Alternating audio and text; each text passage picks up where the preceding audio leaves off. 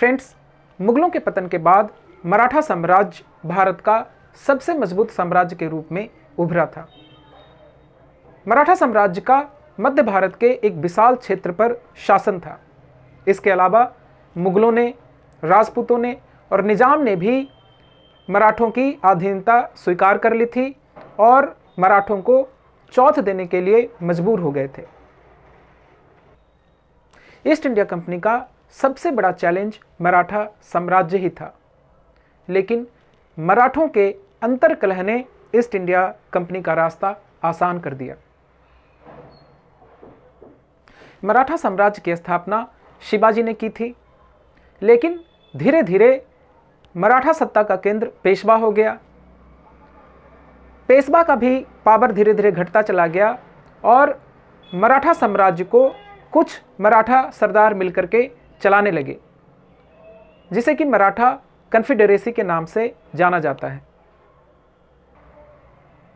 पेशवा का पुणे में शासन था, सिंधिया का ग्वालियर में शासन था, होलकर का इंदौर में शासन था, भोसले का नागपुर में शासन था और गायकवाड़ का बड़ौदा में शासन था।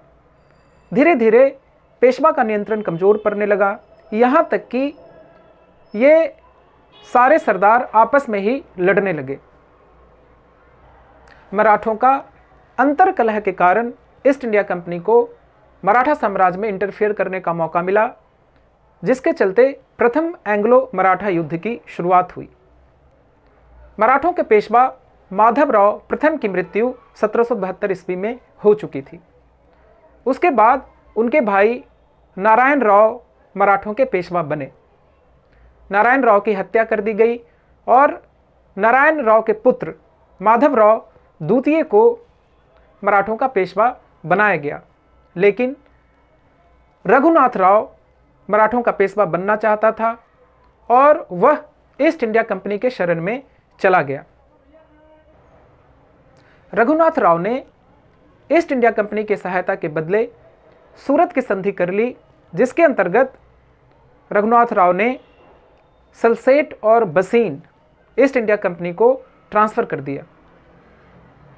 इससे दूसरा एंग्लो मराठा वार की शुरुआत हो गई। बड़गांव के युद्ध में ईस्ट इंडिया कंपनी को बुरी तरीके से पराजित किया गया। सलबाई के संधि के द्वारा द्वितीय एंग्लो मराठा वार युद्ध खत्म हुआ, लेकिन इससे अंग्रेजों को बहुत ज़्यादा फायदा नहीं मिला। माधवराव द्वितीय को पेशवा के रूप में ईस्ट इंडिया कंपनी ने रिकॉग्नाइज कर लिया। मराठों के आंतरिक कलह ने 1802 ईस्वी में एक बार फिर से ईस्ट इंडिया कंपनी को मराठा साम्राज्य में इंटरफेयर करने का मौका दिया, लेकिन इस समय तक ईस्ट इंडिया कंपनी काफ़ी मजबूत हो चुकी थी।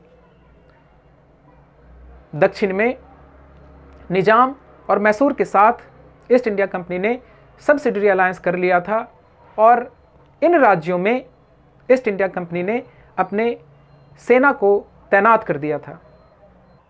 इंदौर के होलकर पेशवा के नियंत्रण से मुक्त होना चाहते थे और इस कारण से होलकर और पेशवा के बीच संबंध खराब हो चुके थे। पेशवा बाजीराव द्वितीय ने जसवंतराव होलकर के भाई की हत्या करवा दी थी और इस कारण से होलकर ने पेशवा पर आक्रमण कर दिया था और पेशवा और सिंधिया के संयुक्त सेना को पराजित कर दिया था। पेशवा बाजीराव द्वितीय ईस्ट इंडिया कंपनी के शरण में चले गए। इस युद्ध में कई महत्वपूर्ण लड़ाइयां लड़ी गई। बेलेजली ने मद्रास प्रेसिडेंसी की तरफ से मराठों पर आक्रमण किया और अस्साई और अरगोन के युद्ध में मराठों को पराजित किया।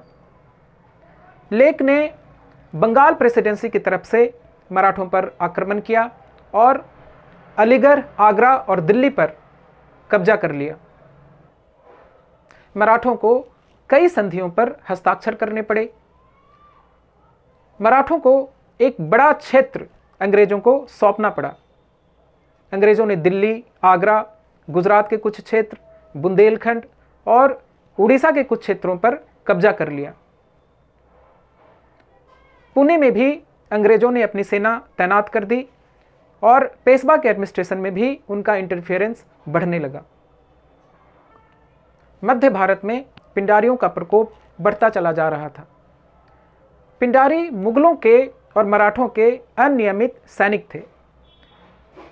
मुगलों और मराठों के पतन के साथ ही पिंडारी बेरोजगार हो गए थे और लूटपाट में संलिप्त हो गए थे। ईस्ट इंडिया कंपनी ने मराठों पर पिंडारियों की सहायता करने का आरोप लगाया और पिंडारियों को विद्रोह कुचलने के लिए मराठा क्षेत्रों में हस्तक्षेप किया, जिसके चलते तीसरा एंग्लो मराठा युद्ध शुरू हो गया। पेशवा ने ब्रिटिश रेसिडेंसी पर हमला किया, लेकिन वे असफल रहे। ग्वालियर के सिंधिया और बड़ौदा के गायकवाड़ इस युद्ध में तटस्थ रहे और इस युद्ध में उन्होंने भाग नहीं लिया। भोसले और होलकर को इस युद्ध में हार का सामना करना पड़ा। पेशवा के पद को 1818 ईस्वी में समाप्त कर दिया गया। पुणे को ब्रिटिश साम्राज्य का अंग बना लिया गया और पेशवा बाजीराव द्वितीय को कानपुर के पास बिथूर भेज दिया गया, जहां पर उनके लिए एक पेंशन फिक्स कर दी गई। इस तरीके से तीसरे एंग्लो मराठा युद्ध के बाद विशाल मराठा साम्राज्य का पतन हो गया और अधिकांश भारत ईस्ट इंडिया कंपनी के नियंत्रण में आ गया।